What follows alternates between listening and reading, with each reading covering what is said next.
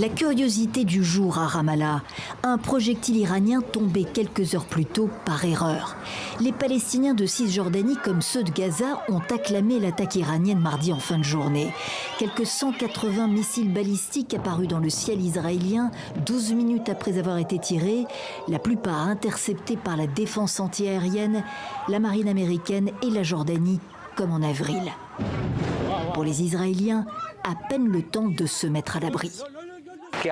Il faut faire preuve de force et de fermeté. Il n'y a pas d'autre choix. Sinon d'autres exploiteront votre faiblesse, comme ce fut le cas le 7 octobre dernier. Les Iraniens aussi ont suivi l'opération. La télévision a diffusé des tirs de missiles. Vengeance infligée, commente le présentateur. C'est l'assassinat des chefs du Hezbollah et du Hamas que le régime islamique dit avoir vengé. Réjouissance de Téhéran à Beyrouth, en passant par Bagdad. Mais ce matin, dans la capitale iranienne, beaucoup se disent inquiets. Si Israël veut mettre en œuvre ces mesures de représailles, cela conduira à une extension de la guerre. Mais j'espère que les États-Unis cesseront de soutenir Israël et qu'Israël ne ripostera pas. Washington n'a pas bougé d'un iota dans son soutien à Israël, qui promet une nouvelle riposte. Des représailles encore plus fortes suivraient alors, déclare Téhéran. Ali Khamenei, discret depuis la semaine dernière, prend la parole. La racine du problème, à l'origine de ces conflits, de ces guerres et de ces tensions, est la présence des mêmes qui revendiquent vouloir la paix et la tranquillité dans la région. Je veux parler des États-Unis et de certains pays européens. Si Israël disparaissait, ajoute en substance le guide suprême iranien, tous ces conflits disparaîtraient. L'Iran n'a jamais reconnu l'existence d'Israël, qui s'est toujours opposé à ce qu'il se dote de l'arme atomique. Deux ennemis en guerre et deux autres fronts, l'un à Gaza, l'autre au Sud-Liban. Le chef de l'ONU s'alarme après ces escalades dans la région. Il fustige, je cite, le cycle écœurant des violences au Moyen-Orient et après ces attaques de l'Iran contre Israël. Condamnation quasi unanime de la communauté internationale, comme vous allez le voir dans ce sujet de Mévalo. Grand allié d'Israël, Washington a réagi immédiatement à l'attaque iranienne mardi soir, mêlant condamnation et menaces. D'après ce que nous savons, l'attaque semble avoir été vaincue et inefficace. Cela témoigne de la capacité militaire israélienne et de l'armée américaine. C'est aussi un témoignage de la planification intensive entre les États-Unis et Israël pour anticiper et se défendre contre l'attaque effrontée à laquelle nous nous attendions. Qu'on ne s'y trompe pas, les États-Unis soutiennent pleinement Israël. Par la voix du porte-parole du département d'État, l'administration Biden estime que l'offensive de Téhéran doit avoir des conséquences. Israël peut également compter sur le soutien sans faille du Royaume-Uni, qui considère l'Iran comme responsable de l'embrasement d'une région au bord du gouffre, selon le Premier ministre travailliste. Nous sommes aux côtés d'Israël et nous reconnaissons son droit à l'autodéfense face à cette agression. L'Iran doit cesser ses attaques, ainsi que ses mandataires comme le Hezbollah. L'Iran menace le Moyen-Orient depuis bien trop longtemps. La situation au Proche-Orient s'est sans nul doute imposée au cœur de la rencontre ce mercredi entre le chancelier allemand et le président français. Paris et Berlin condamnent l'Iran et appellent une fois de plus à la désescalade. La France dit avoir mobilisé mardi ses moyens militaires au Moyen-Orient pour parer la menace iranienne. À l'unisson, l'Union européenne aussi exige retenue et cessez-le-feu.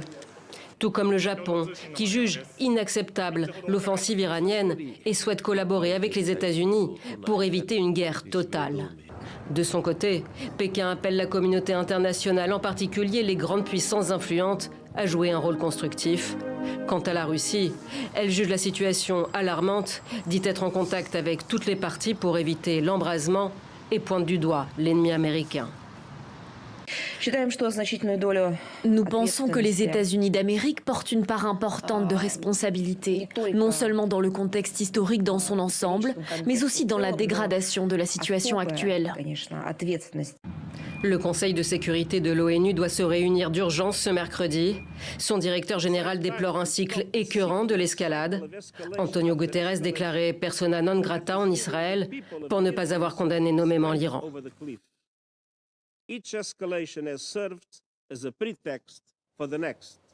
Et cette question, à présent, de quelle force et arsenal militaire disposent les pays? Missiles hypersoniques côté Iran, système de défense aérienne côté Israël, par exemple. On fait le point avec Oumi Diallo.